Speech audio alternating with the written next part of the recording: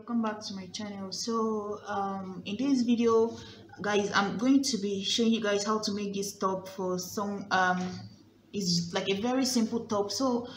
This period, if you notice, I've not been uploading a lot because I've been making items for clients, like teachers going back to work very soon. So guys, I have so many things doing, that's why I've not been uploading, but I'll be uploading. I figured I should also upload some of what I'm making, so in case if you guys, because I find that most of what I'm making might be too simple and most people already know how to make them, but still, if it's a different style, I'll upload it. Like this one now looks like a peplum top, but it's just with a shorter peplum. So I'm just going to make a video on most of what I'm making, just in case if you guys would want to see them. So in this video, this is a very simple top. It's nice. You can wear it with like a pencil skirt, and you can even wear it with like pants. So this is also for a client. So the first thing I'm doing here is just to cut out for my basic bodice, like how we always do. Mark the width, which is the bust divided by 4. So I'm adding 1 inch to that, and then I also have the back extra for the back zipper allowance. And you see the fabric is on fold for the front, but the back is also double, but it's cut open, right? Just for basic bodies. And then I'm going to go up here, insert her shoulder measurement, and then I'm going to go down by 1 inch, insert her shoulder slope, 1 inch shoulder slope. Come down here, mark 9 inches for my armhole divided by 2. Go up this way, and then I'm going to come down here, mark the bust, the waist measurement divided by 4, and then add extra 2 inches to it for the darting and the for darting and side seam. Connect it to the bust, and then give it a curve like this. Come in here by 1/2 inch for the front armhole. That's after you've marked your neckline, and then connect it this way. So I'm going to mark halfway through here now. Find halfway through, that is going to be 1/2 inch. 4.5. So came in here by 1/2 inch, connected this way in a curve, and then up to this point in a straight line. Just use your ruler to mark it in a straight line this way from this point up. So guys, now I'm going to cut it out.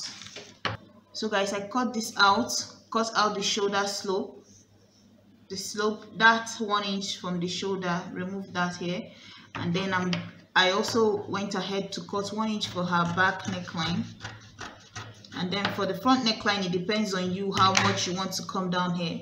You can do 3 inches, 4 inches, just give it a curve and mark your front neckline and cut that out too. Once you cut it out, you go down here and insert your dart. So I'm going to mark nipple to nipple, which is 4 inches, mark that here, notch it.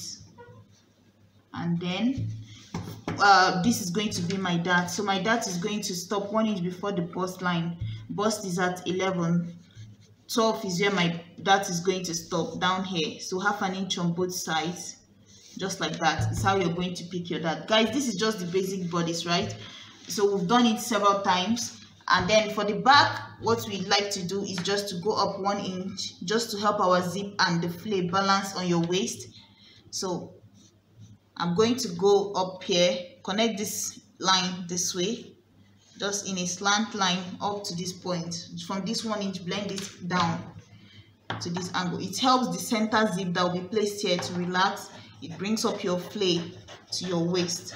It just looks better. So after reducing that, I'm going to, you see why I drew this line back up from that notch, so I can still maintain where my dart is supposed to be. So now I've notched it. When I go back into that, I know that this is where my dart is going to be. So now all I have to do is to go back into the front and cut out the front armhole, because remember, the first armhole you drew is for the back, then you go back in and trace out your front one. So that's what I'm going to do now. So guys, remember, this top is hanging, like is not like how you have your peplum almost at the just above the hip, but this one is just about her waistline down, like so. It's 23 inches from her shoulder down. you can make yours longer. So subtract your half length from it. What I had left was about 7 inches, so I added 1.5 to it, so that's why I have about 8.5 inches for the length here. And then the width here is basically the edge of my akara. I cut my akara from the edge to the other edge, 1 and 2 of that is what I'm using. You can use ×2 of the person's waist or ×3 of the person's waist. Like I said before, this is about 1.5 yard that I'm using to make this. It's just 1.5 yard, and even a smaller person can manage less than that. So I'm going to go ahead. This is what I'm using for her peplon here. This is the body of the clothes. So now I'm going to cut her sleeve. This is folded into 2, and the width here is my armhole divided by 2 plus 1.5. So I'm going to come down here, mark about 4 inches down on a straight line this way, and then the length I'm using here is going to be about 8 inches when I'm done, but you're going to add 1.5 to it just so that you can be able to use half an inch to join the top and 1 inch to fold, and then connect it this way, and then mark from here to the edge, and then find halfway through that, give it a curve from under here, and then a curve above the line. So that's our sleeve. So after that, you come down here, insert the sleeve width divided by 2 plus 1 inches of seam allowance, 1 inch of seam allowance, and then you connect it. So guys, now you're going to cut this out. So guys, this is the sleeve now. So all I have to do is to go ahead and join it to the body of the dress. So guys, this is what I have now. So 2 pieces of the back. Remember, this is our back panel here.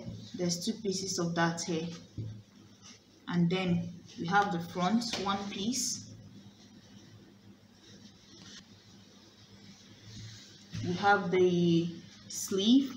There's 2 pieces of this one here for the sleeve, and then I have my peplon, which is going to come underneath here.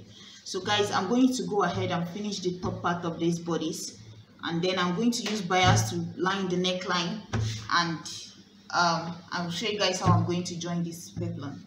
Okay, I've gone ahead and joined it together. I use bias for the neckline. So this is what the front looks like here. So you see, this is it here. So guys, I'm going to just go ahead and attach my peplon. You see how long what I'm using looks like. So guys, basically you can go ahead and use you know how you add normal gather, use a loose stitch to gather it together before attaching it.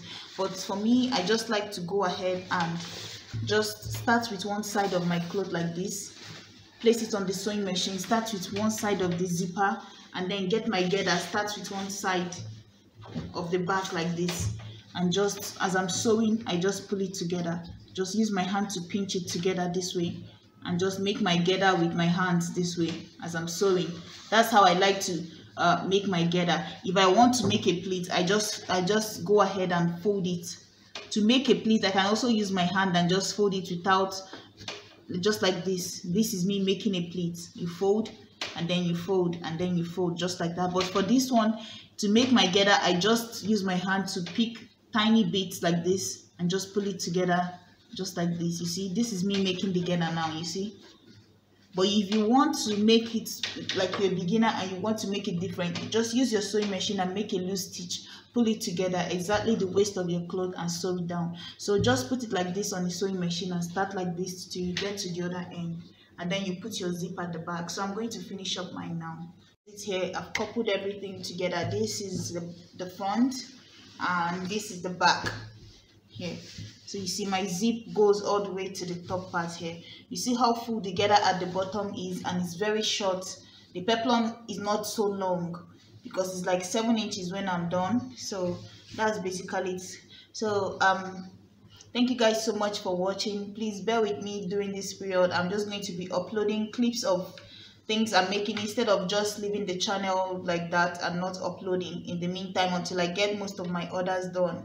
So that's basically it. So I'll see you guys in the next video. Bye.